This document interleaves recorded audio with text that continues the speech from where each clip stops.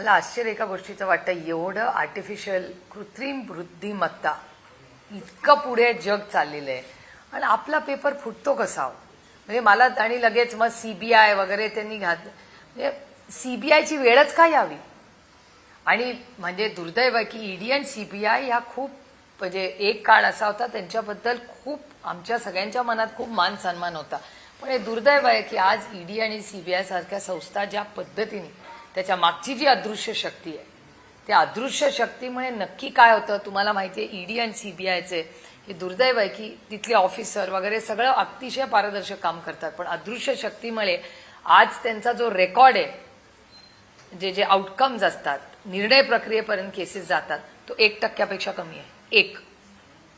जे 99% इधर वॉशिंग मशीनमध्ये जातात, सुटतात, काय होतं मला आता ती वेळ नाही, पण 1%. आणि हा माझा डेटा नाही, हा भारत सरकारचा डेटा आणि सरकार त्यांचंच आहे.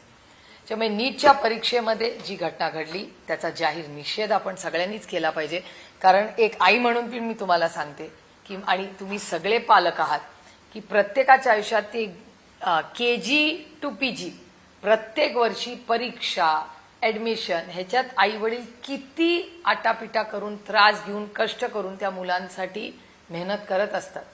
आणि त्यातून त्या प्रत्येक वयोगटाला म्हणजे आता मला वळून वाटतं, अरे काय उगाच कशाला आपण त्या KGचा आणि 5वीचा आणि 9वीची परीक्षा आणि 10वीच्या बोर्डचं एवढं केलं. पण त्यावेळी जेव्हा आपण पालक त्या रोलमध्ये असतो तेव्हा ते वर्ष त्या आई वडिलांसाठी आणि मुलासाठी अतिशय महत्वाचं असतं.